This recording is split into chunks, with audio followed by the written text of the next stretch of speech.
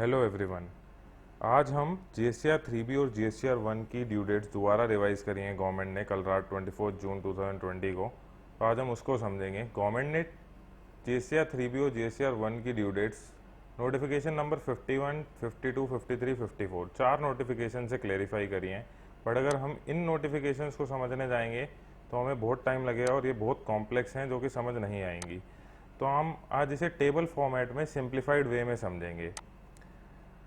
मैंने इसे दो टेबल्स में डिवाइड किया है, टर्नओवर मोर देन 5 करोड़ के केसेस में और टर्नओवर अप टू 5 करोड़ के केसेस में।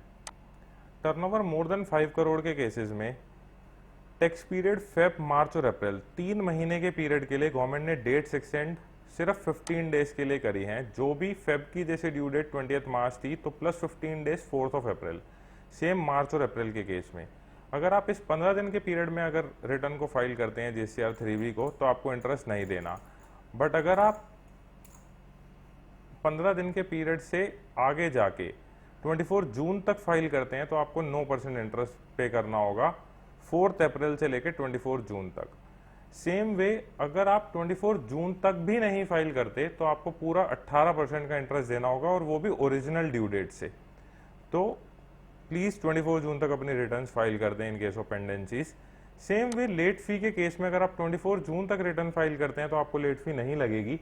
बट अगर आप 24 जून के बाद लेट रिटर्न फाइल करते हैं तो जो भी डेट्स मेंशन है ए कॉलम में 4 अप्रैल, 5 मई और 4 जून, यहां से आपको लेट फी लगनी शुरू हो जाएगी। अब गवर्नमेंट ने ये 3 पीरियड के लिए 15-15 दिन बढ़ाए थे, बट मई के लिए गवर्नमेंट ने एक फिक्स डेट 27 जून दी थी। अगर आप 27 जून के बाद भी फाइल नहीं करते तो बड़े टैक्स पेयर्स के केस में जिनकी भी टर्नओवर 5 करोड़ से ज्यादा है उन केसेस में 18% ही इंटरेस्ट देना है। मई के लिए 9% का रिलीफ नहीं है और आपका लेट फी भी 27 जून के बाद ओरिजिनल ड्यू डेट से ही लगेगी। इन केस ऑफ जून अभी कोई चेंजेस नहीं है। अगर हम अप टू 5 करोड़ की टर्नओवर को देखें तो गवर्नमेंट ने इसमें भी 3 महीने के लिए फेब, मार्च और अप्रैल, मोर देन 5 करोड़ में फेब, मार्च और अप्रैल में 15 दिन बढ़ाए गए थे और यहाँ पे फेब, मार्च और अप्रैल के लिए डेट्स एंड ऑफ जून और स्टार्ट ऑफ जुलाई में फॉल कर रही हैं। और गवर्नमेंट ने इसे 2 कैटेगरीज में बांटा है। कुछ स्टेट के लिए एक डेट है और कुछ स्टेट्स के लिए दूसरी, जो कि मैंने आपको इस फाइल के एंड में बता दिए हैं किस स्टेट के लिए कौन सी डेट होगी। अब लेस देन 5 करोड़ में फेब, मार्च और अप्रैल में जैसे मैंने आपको बताया जून का एंड और जुलाई के स्टार्ट में डेट्स फॉल कर रही हैं। कैटेगरी ए स्टेट्स के लिए फेब में 30 जून और बी के लिए भी 30 जून, मार्च में 3 जुलाई कैटेगरी ए के लिए, 5 जुलाई कैटेगरी बी के लिए, अप्रैल में 6 जुलाई और 9 जुलाई।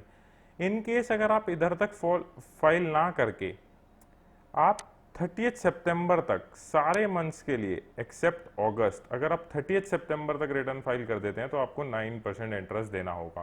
बट अगर आप 30 सितंबर तक भी नहीं करते तो जो भी डेट्स यहाँ पे मेंशन है 6 और 9 जुलाई, जो भी डेट्स मेंशन है वहां से लेके आपको टोटल 18% इंटरेस्ट पे करना पड़ेगा। सेम वे लेट फी भी अगर आप जो मेंशनड है ए में जैसे 6 जुलाई और 9 जुलाई वहां तक फाइल कर देते हैं तो आपको लेट फी नहीं देनी। बट अगर आप 30 सितंबर तक भी फाइल नहीं करते तो आपको यहीं से लेट फी देनी है पूरी 6 जुलाई से। अगस्त के केस में कैटेगरी 1 के लिए 1 अक्टूबर और कैटेगरी बी के लिए 3 अक्टूबर। यहाँ पे अभी नोटिफिकेशन रिड्यूस्ड इंटरेस्ट के लिए नहीं आई है और ना ही निल लेट फी के लिए कुछ आया है। तो ये मैंने आपको सिंप्लीफाइड वे में समझाया है। ये आपको मैं डिस्क्रिप्शन बॉक्स में लिंक इसका दे दूंगा जो आप देख सकते हैं। और कुछ गवर्नमेंट ने 2 नोटिफिकेशंस 49 और 50 और निकाली हैं जिसमें रूल्स में कुछ चेंजेस लाया है गवर्नमेंट, उसको हम एक सेपरेट वीडियो से डिस्कस करेंगे। Thank you so much guys.